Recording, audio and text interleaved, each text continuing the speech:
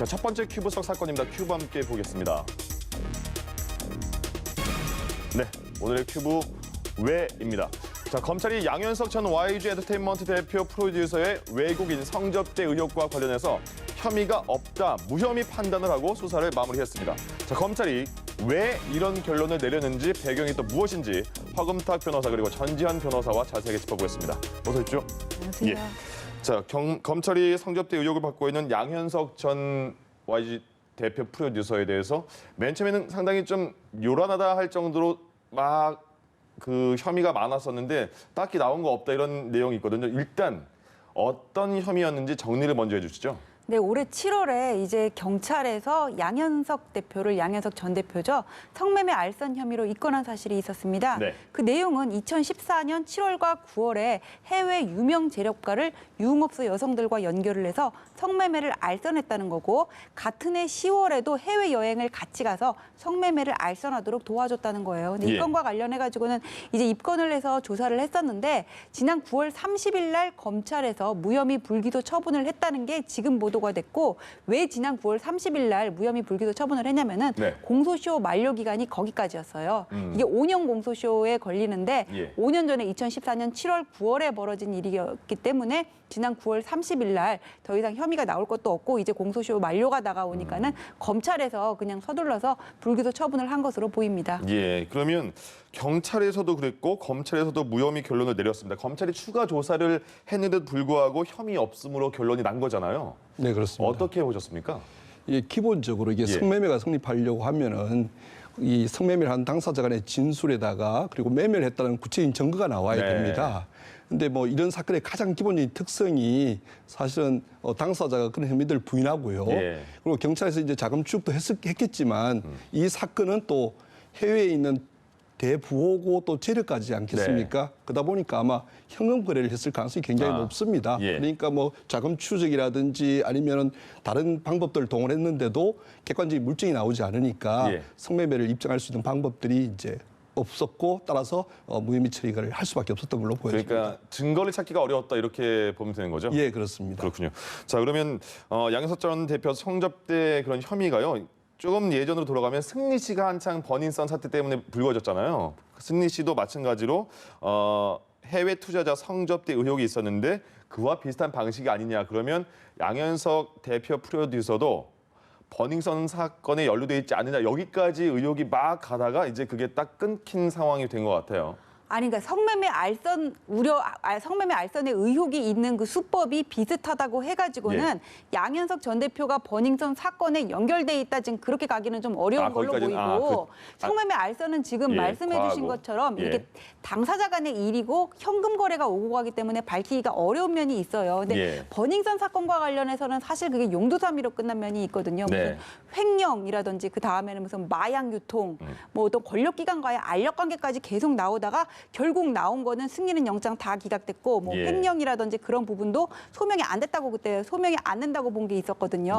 이 뭐 허위 컨설팅 계약을 맺어가지고는 그 자기가 대표로 있는 회사 자금을 빼돌렸다는 건데 그게 지금 입증이 안 된다고 본 면이 있어가지고는 이런 부분에 대해서 수사가 진척이 되지 않았던 부분에 대해서 비판을 할 수 있지만은 성매매 알선과 관련해가지고는 뭐 어떤 그거는 원래 그 내재적으로 좀 밝히기가 어려운 분이기 때문에 그렇게 비판을 할 수는 없을 것 같고, 성매매 알선이라는 그 연결고리가 비슷하다고 해가지고는 왜 버닝썬에 양현석 대표가 관련됐다는 걸 밝히지 못했냐, 이렇게 가는 것도 좀 아닌 것 같습니다. 과하다. 예. 알겠습니다. 그러면 그 허 변호사님, 수사기관에 대한 비판도 굉장히 나오는 게 사실이거든요. 그렇게 많이 파헤치는 것처럼 해놓고 지금 나오는 거 하나도 없지 않냐. 어떻게 보세요?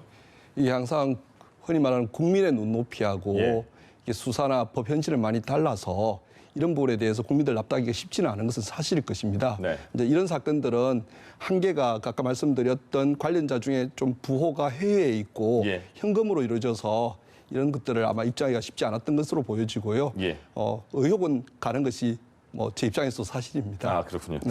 아직은 답답한 그런 상황이 이어지고 있는 것 같습니다. 그러면 전 변호사님, 양 전 대표 다른 의혹이 아직 있지 않습니까? 예, 그거 이제 도박 관련해서인데 양 전 대표가 그러니까 우리나라 경찰에서 미국에다 조회를 해봤더니 양현석 대표가 라스베가스의 한 호텔에서 5년 동안 한 번에 6천만 원에서 7천만 원씩의 판돈을 걸고 11차례 칩을 바꿔가면서 도박을 했다. 지금 이런 정황이 나온 상황입니다. 네. 이것과 관련해 가지고는 지난 여름쯤부터 이제 서울경찰청 지능범죄수사대에서 수사를 했어요. 일단 도박 혐의에 관해서 수사를 했고 예. 그 도박 자금을 해외의 어떤 페이퍼 컴퍼니로 의심되는 회사로부터 조달한 것과 관련해 가지고는 횡령 의혹이 있었고 네. 그다음에 세 번째는 이거를 한국에서 어떻게 조달을, 그러니까 외국에서 빌리고 이거를 한국에서 갚았다면은 환치기와도 관련이 있잖아요. 그래서 네. 외환관리법 위반 3가지 혐의에 대해서 경찰이 조사를 했는데 예. 이 환치기라는 거는 한꺼번에 25억이 움직여야 되는 거거든요. 그렇기 때문에 좀 입증하기가 어려운 면이 있었어요. 이거 관련해가지고 일부 보도에서 뭐 홍대에서 현금을 일부 뭐 전해줬다, 직접 전해준 정황이 나왔다 이런 게 있었지만은 정작 수사 들어가서는 이것들이 확인이 안 된 것으로 보이고요. 예. 그다음에 횡령 관련해서도 뭐 이게 처음에는 페이퍼 컴퍼니의 뭐 자금 세탁 횡령까지 연결이 됐는데 정작 나온 거는 없는 걸로 보여요. 이것도 결국은 일반 국민의 눈높이에서는 수사 결과가 용두사미로 끝나는 게 아니냐 이런 비판이 나올 수가 있는데 예. 어쨌거나 지능범죄수사대에서는 도박에 대해서만 유죄 의견으로 지금 중앙지검에다 송치를 한 상황이고 나머지 뭐 외환관리법 위반이라든지 횡령 부분에 대해서는 검찰에서 추가 조사를 하고 있는 상황입니다. 그렇군요. 아직 결론은 나지 않았고 검찰 조사 진행 중이다. 그리고 이게 하나가 있습니다. 허 변호사님, 양 전 대표가 YG 소속의 그룹 아이콘의 전 멤버 BI의 마약 의혹과 관련해서 네. 그 같이 마약을 했다는 A 씨가 있는데 A 씨가 검찰 조사를 받고 있는데 내가 변호사 대줄게, 돈 좀 줄게. 그러니까 BI에 대해서는 말하지 마라. 그러니까 수사 무마 의혹을 받고 있는 거거든요. 네네. 근데 경찰은 이 부분에 대해서 이 부분은 혐의 입증 자신 있다 이런 것 같아요. 네네. 어떻습니까 상황이? 이 사건은 아마 2016년 8월경에 예. 그 A 씨가 이제 마약을 대마초를 하다가 이렇게 경찰서에 잡혔고요. 네. 그 과정에서 본인이 BI로부터 받았던 카카오톡을 이렇게 제시를 하면서 예.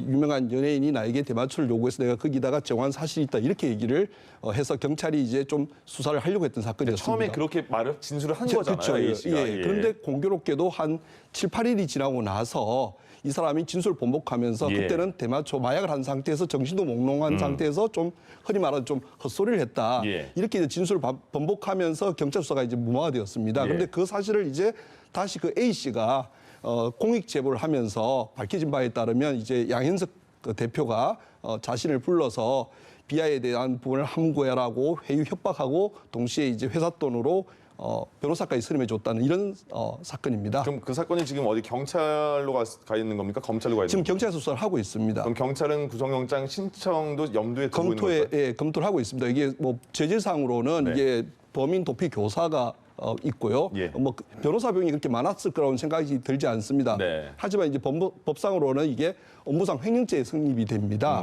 그래서 업무상 횡령하고 이제 범인 도피 교사인데 예. 통상적으로 이렇게 범인을 도피 교사하게 되면은 조금 엄중하게 보기 때문에 예. 경찰에서는 이 부분을 좀 더 염두에 두고 영장을 신청할 가능성이 충분히 있습니다. 그렇군요. 그러니까 A 씨가 맨 처음에는 BI를 같이 신고를 했다가 네. 두 번째는 내가 묵롱해서 잘못 신고한 겁니다. 이랬다가 다시 인권센터에 다시 신고를 한 상황이라는 거죠. 예, 그렇습니다. 알겠습니다.